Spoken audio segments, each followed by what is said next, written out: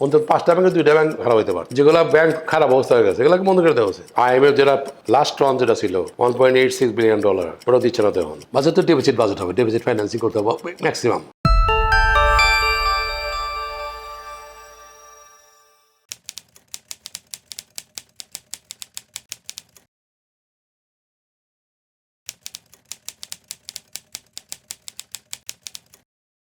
যেহেতু আমরা সব জায়গায় তো you are knocking most of the people who are in business, তাই না?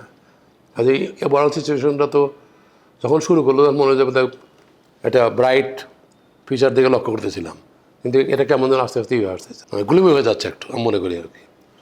তো এখন কতটুকু আপনি সেটা আমাদের বর্তমান ইলেক্টেড গভর্নমেন্ট এটা রিভাইভ করতে পারবে, তো সেটা ডিপেন্ড করে সব কিছু আর কি। কারণ IMF যেটা লাস্ট ট্রান যেটা ছিল $1.86 বিলিয়ন, ওটা দিচ্ছে না তখন, ছাড় দিচ্ছে না, অনেক কমপ্লেক্সের ব্যাপার সেগুলো। তো যেটা ডিসেম্বরে সার করাতে হচ্ছে, ডিসেম্বরে সার করে নাই, এখন জনের কথা বলছে আবার। তো এটা যদিও আমি বর্তমান সরকার এটাতে ব্লেম করতে চাই না, তবে পাওয়া খুব কঠিন মনে হইতেছে, যেহেতু যে সমস্ত কমপ্লেক্সগুলো বলা মানে আনকমপ্লাইড আছে, বলে কমপ্লাই করতে গেলে পিপুল উইল সাফার।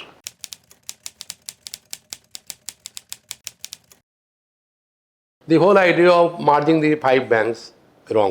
আপনার কি ইকোনমি দুইটা কয়েকটা জিনিস আছে, যেমন অ্যাবজর্পশন, অ্যামালগামেশন, ডিসলিউশন, তারপরে আপনার মার্জিং, এগুলো কিন্তু এইসবগুলোকে ইনস্ট্রুমেন্ট, মানে ফাইন্যান্সিয়াল ইনস্ট্রুমেন্ট। এগুলো যখন কোনো সমস্যার সৃষ্টি হয় তখন either you have to go for dissolution, or you go for merging, or you go for absorption, or amalgamation. আপনি কাছে মার্জিংয়ে 5টা ব্যাংক একসাথে মার্জ করতেছেন আপনি। আর ব্যাংককে খাড়া করতে হলে পরে first and foremost duties you have to obtain the confidence of the depositors, class shareholders. আপনি কি মনে করেন যে বাংলাদেশে কোনো লোক যে 5টা ব্যাংকটা মার্জিং করাতে হয়েছে, do you think they are going to keep money in that bank? তারা কি করবে? তারা ওখানে যে সমস্ত ইনজেকশন সরকার থেকে আসবে ওই টাকাগুলো তুলে নিয়ে যাবে। তাই করতেছে। ওখানে কিন্তু ওখানে ডিপোজিট ক্রিয়েশন করার সুযোগই তো নাই। আপনি how can you make it salvage this bank?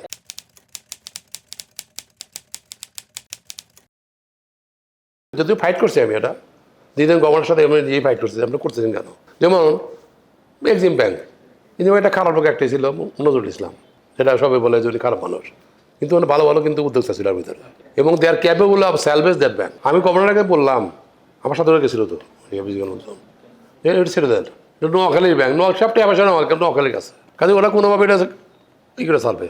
কয় সরকার সাহেব তো সিদ্ধান্ত হয়ে গেছে।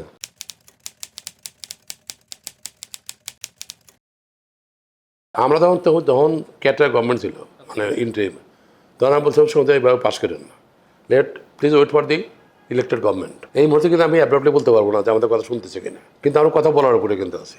যেমন আপনার যেগুলো ব্যাংক খারাপ অবস্থা হয়ে গেছে এগুলোকে বন্ধ করে দেওয়া উচিত। এগুলো কি সার্ভিস করতে পারবে না তো।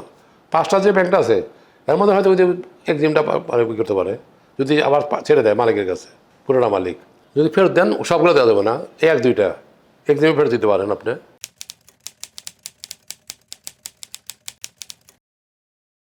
আমার তো দিকে লক্ষ্য নাই তো, আমাদের বাংলাদেশ ব্যাংকের দিকে লক্ষ্য নাই তো, ফিনান্সের দিকে লক্ষ্য নেই, লক্ষ্য লোক আমাদের দিকে। মানে আমরা কুই করলাম না করলাম সব মানে প্রাইভেট ব্যাংকের বোর্ড খারাপ, এটা খারাপ, বোর্ডগুলো, কিন্তু ওখানে যে সব ন্যাশনাল ওয়েলথ ড্রেনেজ হয়ে যাচ্ছে এই সব সরকারি ব্যাংকগুলো দিয়ে, 9টা ব্যাংক কত পরিমাণ টাকা নষ্ট হইতেছে আমাদের। কিন্তু সরকারের তো প্রথম মানে ইনিশিয়েটিভ হওয়া উচিত ওগুলো কীভাবে করা যায়, ঠিক মতো অর্গানাইজ করা যায়। হ্যাঁ, আর ওনারা আমাদেরকে বলছে তোমরা ভালো ভালোই নাও, ইন্ডিপেন্ডেন্ট ডাইরেক্টর নাও, যে শুধু ইন্ডিপেন্ডেন্টটা ওখানে প্রথম এই সময় ভালো ভালো ইন্ডিয়ান ডাইরেক্টর নিয়ে ওগুলোকে ওগুলোকে সেলভেজ করুক। আমাদের আর দরকার কি? আমরা আমার 3জনই না, তুমি 7জন নিতে হবো, এটা এইসব কথা মানে হইলো কোনো।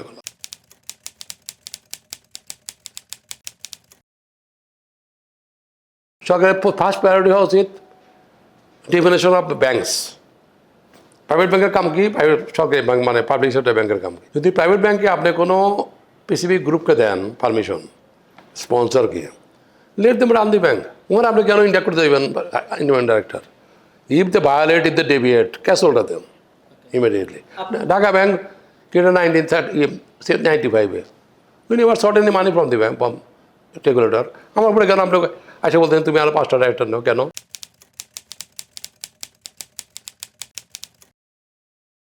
না ওটা পাশ হয়ে গেছে। আমরা তখন ক্যাটার গভর্নমেন্ট ছিল, মানে ইন্টারিম, তখন আমি বলছিলাম সমুদ্র এইভাবে পাস করেন না, please wait for the elected government, too early talk about that.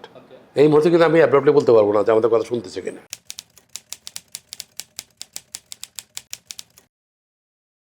যেমন প্রথম যেমন একটা ট্যাক্স রিফর্মটা করা দরকার। আমাদের কর্পোরেট ট্যাক্স 37.5%, কোথাও নাই এটা। আমরা বলছি 30% নামা নিয়ে আসে ওটা। আর বর্তমানে যে অবস্থা, রেভিনিউ কালেকশন ইজ খুব খারাপ অবস্থা। এখন এই সম্বন্ধে বেশি বলাও মুশকিল আর কি। সরকারও তো বিরাট ঝামেলা আছে এগুলো নিয়ে এখন। মানে আপনার জিডিপি ট্যাক্স রেশিও তো one of the worst in the world, এটা বিলো 7%। হ্যাঁ, তারপরে আপনার এই ট্যাক্সের ট্যাক্সের তো পার্সেন্ট থাকতো। সবসময় আমরা বলছি ট্যাক্সের বাড়াও, কে বাড়াবে এটা? Who'll bell the cat. Tax তো অলরেডি বাড়ানো আছে, অলরেডি এক্সরবিটেন্ট, সেটা বাড়াবেন কি আপনি? মরার উপরে করার মতো হবে আর কি। কাজে আপনার এখন না রেভিনিউ মোবিলাইজেশন করার জন্য আমি মনে করি যে অন্যান্য পথ সরকার অবলম্বন করা, যেমন ডিআইটি আছে, বড় বড় বিভিন্ন অর্গানাইজেশনগুলো আছে, যেমন জমি রেজিস্ট্রেশন, এইগুলোকে একটা প্ল্যাটফর্মে নিয়ে আসা।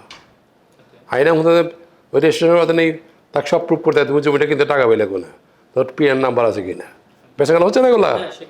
এগুলো আপনি একটা ইতে নিয়ে আসেন, সেন্ট্রাল পয়েন্টে নিয়ে এসে কন্ট্রোল করেন, দেখুন ট্যাক্স অনেক বেড়ে গেছে।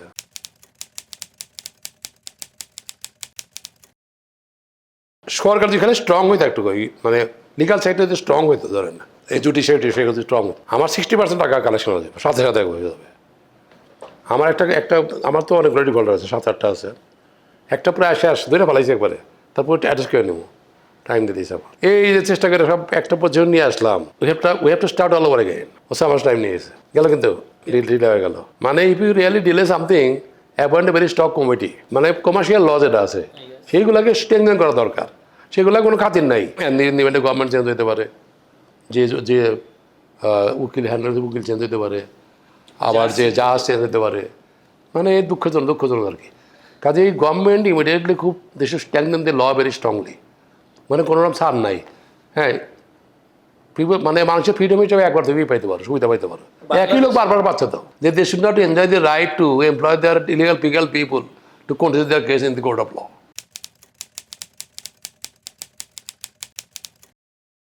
ঢাকা ব্যাংক ঠিকই আছে, অসুবিধা নাই।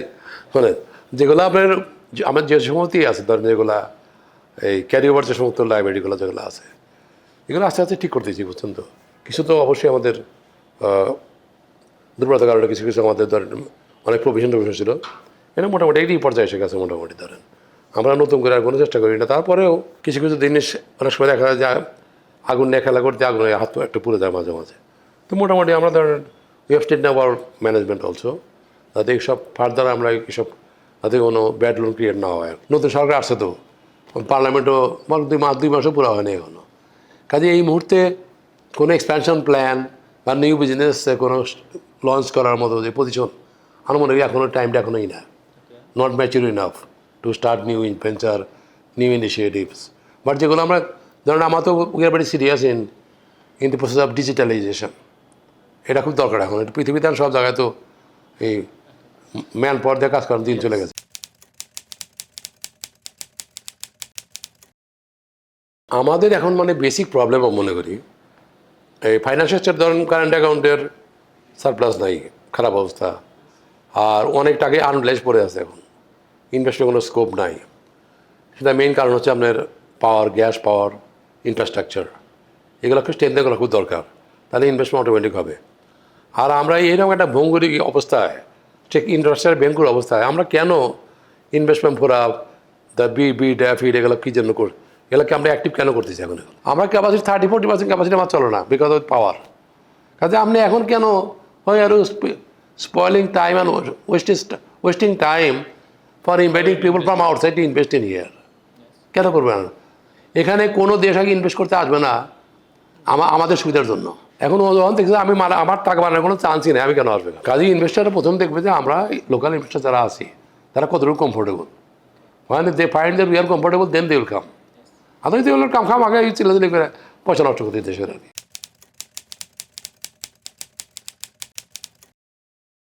বাজেট তো বাজেট হবে, ডেফিসিট ফাইন্যান্সিং করতে হবে ম্যাক্সিমাম। আর borrowing from the banking sector কমান দরকার মনে করি আমি।